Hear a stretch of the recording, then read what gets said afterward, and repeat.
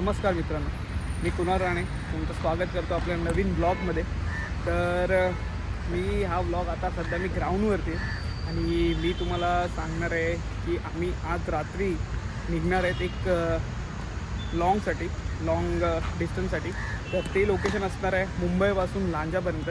माझ्या मागे तुम्ही बघू शकता माझी जी गाडी आहे ती ॲक्टिवा घेऊन जाणार आहे आणि अजून एक गाडी ती तुम्हाला नंतर बघायला भेटेलच.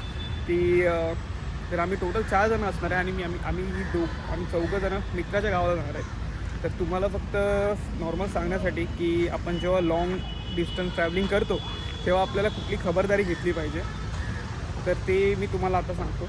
नॉर्मली बघा, आता मी माझ्या गाडीमध्ये नॉर्मल काही गोष्टी छोट्या मोठ्या गोष्टी इन्सर्ट केल्या आहेत. म्हणजे एकदम मोजक्या 200-300 रुपयाच्या अशा कुर्ला मार्केटला ज्या भेटतात ते अशा गोष्टी मी इन्स्टॉल केल्या आहेत. आणि ॲडिशनली ॲक्सेसरीज म्हणजे एकदम छोट्या मोठ्या त्या पण तुम्हाला सांगतो काय केल्या आहेत त्या. पुढे काय सांगायचं म्हणजे तर जेव्हा आपण पुढे जातो तर सर्व्हिसिंग ही तर आपल्याला गाडीची आपल्याला करायलाच लागते. त्या सर्व्हिसिंगमध्ये पण मी काय हे केलं आहे ते मी तुम्हाला सांगतो. चला तर मग. सो ही आपली गाडी आहे. यामध्ये सुरुवात मी करतो कुठून माहिती आहे, हे बघा, हा जो मोबाईल होल्डर आहे तर हा मी घेतला 200ला समथिंग घेतला. बट तुम्हाला जर अजून स्वस्त पाहिजे असेल ना तुम्ही ऑनलाईनवरती सर्च करू शकता. तुम्ही ऑनलाईनवरती जर बघितलं, मिशोवरती जर वगैरे बघितलं तर तुम्हाला 100-150पर्यंत भेटून जातो. त्याच्यानंतर मी जे इन्सर्ट केले ना ती बघा, ही लाईट आहे, डबल लाईट आहे, येलो आणि व्हाईट लाईट पडते. तर ही मी कुर्ला मार्केटला घेतली. मी बोललो जास्त महाग नाही टाकायची, ॲक्टिवा येतात जर इनकेस जर बाईक वगैरे असती तर थोडी ब्रँडवाली घेतली असती. बट ही नॉर्मल यूजसाठी चांगली आहे आणि काय बोलतात आपलं हे पण इफेक्ट पण चांगलं देते. सो एक येलो आणि व्हाईट लाईट आहे आणि त्याच्यानंतर ह्याच्यासाठी येलो आणि व्हाईट लाईटसाठी हा स्विच आहे. हा मोस्टली तो जो बटनचा स्विच असतो ना तो यूज नका करत जाऊ, कारण तो जर तुम्ही यूज करायला गेलात तर काही कारणानंतर तो बंद व्हायला लागतो. म्हणजे त्याची ही संपून जाते, काय बोलतात तो स्विचच खराब होतो. त्याच्यानंतर मी सर्व्हिसिंगमध्ये काय काय गोष्टी केल्या माहिती आहे. हे जो आपला जी किकची जी जागा असते ना ते म्हणजे आतून सगळं क्लीन करून घेतलं, फिल्टर वगैरे चेंज केले, ब्रेक्स वगैरे टाकले. त्याच्यानंतर आपण नॉर्मली जी सर्व्हिसिंग करतो ऑइलिंग वगैरे चेंज करून घेतली. बट अगोदरच आदल्याच दिवशी नाही चेंज केली, वीकभर अगोदर चेंज केली. आणि त्याच्यामध्ये ॲडिशनल ॲक्सेसरीजमध्ये जर सांगायचं झालं तुम्हाला तर मी माझ्या नंबर प्लेट सेफ राहण्यासाठी ना ही एक जी कार्बन फायबर भेटते नॉर्मली, मला ही 120 रुपयाला भेटली. नंबर प्लेट सेफ राहण्यासाठी मी ही घेतली. आणि त्याच्यानंतर बॅक साईडला एक नॉर्मल प्लॅस्टिकची प्लेट घेतली. ती बघा, ही मी मिशोवरून मागवली, मला 40 रुपयाला पडली. ह्याचं निघालं आहे तर आता काय माहिती कुठं पडलं आहे ते, बट ही 40 रुपयाला मला प्लेट भेटली. त्याच्यावरतून मी ही बॅक साईड सपोर्टसाठी हे लावून घेतलं, 150 रुपये लावून घेतला. आमच्या नॉर्मल जे मार्केट होतं ना तिकडेच आम्ही लावून घेतलं. तर मोस्टली आणि ही गाडी आम्ही तयार केली तशी, म्हणजे मी तयार केली. तर एवढंच सांगण्याचा उद्देश एवढाच की तुम्ही कुठेही लाँग डिस्टन्सला वगैरे जाता, म्हणजे ते 400 किलोमीटर जरी असलं तरी ते स्कूटीवरती लाँग डिस्टन्सच झालं. मी फक्त मोस्टली स्कूटी वगैरे प्रिफर्ड करतो. आता 7-8 वर्ष झाली मी स्कूटीच चालवतो आहे. सो माझ्या मागे जी गाडी आहे, माझी गाडी आहे त्याला टोटल झालेत 7.5 वर्ष पूर्ण झालेत. सो ती आता मी घेऊन जाणार आहे. तर 400 किलोमीटर पकडून तुम्ही 800 किलोमीटर पकडू शकता. आणि वरतून जर कुठे फिरणं झालं तर टोटल ते 900 किलोमीटर काउंट होतं. तो तर लाँग डिस्टन्स ट्रॅव्हलच झाला बघायला गेलं तर. आणि 110 आणि 125 cc ज्या गाड्या असतात त्यांच्यासाठी तुम्हाला ऑब्व्हियसली जर तुम्ही कुठे बाहेर जात आहेत घेऊन तर त्यासाठी तुम्हाला सर्व्हिसिंग करणं भागच आहे.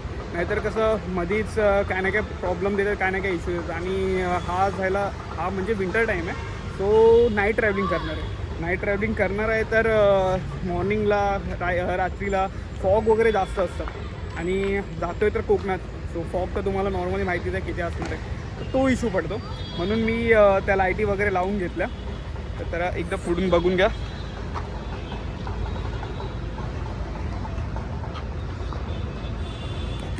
आणि वरतून अजून एक सेफ्टी सांगायची झाली तर नॉर्मल एक हेल्मेट घ्या. मी हेल्मेट घेतलं, वेगाचं हेल्मेट आहे, वेगा रॅप्टर करून आहे. तर ते मला हेल्मेट पडलं 1200 रुपयाला. एकदम चांगलं आहे, हे बघा. लुक पण दिसायला एकदम चांगलं आहे आणि ब्लॅक स्क्रीन पडते. तो एक जरा माझा डाऊनफॉल पडला नाईट विजनसाठी. सो जर दिसायला चांगलंच आहे ऑब्वियसली, पण जर त्याला व्हाईटवाला वायझर जर असता तर नाईटमध्ये ट्रॅव्हलिंग करायला मला बेस्ट पडलं असतं, कारण मी बंद करून डायरेक्ट ट्रॅव्हल केलं असतं. सो आता जर मी नाईटला ट्रॅव्हल करतो आहे ना, तर ते मला व्हाईटवालं तर नाही आहे, म्हणून मला ते ओपन करूनच ठेवायला लागलं. बट जो माझा आत्ताचा वायझर आहे तो मला उन्हामध्ये म्हणजे सकाळी जेव्हा मी बंद करणार ना तेव्हा मला एकदम प्रॉपर म्हणजे ऊन काहीच लागत नाही. सो अशा प्रकारच्या ॲक्सेसरीज मी घेतल्या आहेत आणि नॉर्मल ॲक्सेसरीज.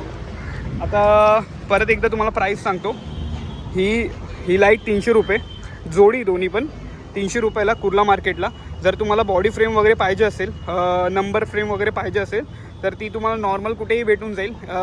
120-150पर्यंत दोन्ही पुढच्या मागच्या दोन्ही भेटून जाईल. आणि मी ॲडिशनली ही ॲक्सेसरीज लावली आहे, कारण माहिती आहे तुम्हाला, कारण माझं जे जुनं गार्ड होतं ना ते हॅवीवालं मेटलचं होतं आणि पुढचं पण तेच होतं. बट थोडं ते स्क्रू वगैरे साईडचं जे असतं ते लूज झाल्यामुळे मी ते काढून टाकलं आणि थोडं आपले जे नॉर्मल जे ॲक्टिवाचे गार्ड येतात ना ते लावले. बट त्याचा फायदा मला हा झाला की माझे जे किलोमीटर असतात ना, जे मला मायलेज प्रोव्हाइड करते ॲक्टिवा, ते आत्ता 42 ते 43 मायलेज प्रोव्हाइड करते. सो मला माझ्या गाडीला 7.5 वर्ष होऊनसुद्धा मला ती 42 आणि 43 मायलेज देते. सो तशी तुम्ही मेंटेन करा. गाडीवरती नॉर्मल स्क्रॅचर आहेत तसे, ती पार्किंगमुळे वगैरे त्या सगळा इश्यू असतोच. वरतून ॲडिशनली मी बघा तुम्हाला एकदा चालू करून दाखवतो. ही पार्किंग लाईट लावून घेतली आहे मी, ही बघा सोडून दाखवतो. ही पार्किंग लाईट आहे. सो त्यासाठी हा एक एक्स्ट्रा स्विच लेफ्ट साईडला हँडल बार थोडा मागे घेऊन आपला जो ग्रीप असते ती मागे घेऊन त्याच्या आतमध्ये ही टाकली आहे. त्याच्यानंतर आपलं हे आहे, हे बघा ही येल्लो लाईट चालू झाली आता ह्या साईडला, दोन्ही साईडचे. तुम्हाला आता ह्याच्यात उजेड नाही दिसणार बट खूप चांगला उजेड देते रात्रीला. आणि ह्या साईडला जर स्विच लेफ्ट साईडला केलं तर तुम्हाला व्हाईट लाईट प्रोव्हाइड करेल. हे बघा सगळ्यात चांगलं सांगायचं झालं म्हणजे हे स्विच. तुम्ही बटनाचं स्विच जर घ्यायला गेलात तर मोस्टली प्रिफर नका करू. जे कांडीवालं बटन आहे ना, ते आता काय बोलतात ते कांडीवालंच बटन, तर तेच प्रिफर्ड करा, कारण तेच चांगलं आहे आणि तेच मोस्टली यूज होतं आणि ते लाँग टर्म चालतं. म्हणून मी तुम्हाला सांगतो की ते यूज करा. सो हे बघा एकदम चांगली अशी गाडी दिसते आता आपली. फक्त नॉर्मल वगैरे स्क्रॅचेस आहेत, बट ते आता नंतर करूया. 7.5 वर्ष झालीत तर नॉर्मल खाणं काय आता होणारच. ठीक आहे, चला तर मग मित्रांनो, जेव्हा मी निघेल त्या टायमाला तुमच्याशी भेटतो, त्या टायमाला बोलूया आपण. चला तर मग कुठे जाणार आहे, कसं जाणार आहे, किती ट्रॅव्हलिंग करणार आहे तो तुम्हाला नक्की पुढच्या व्हिडिओमध्ये सांगतो. चला बाय बाय.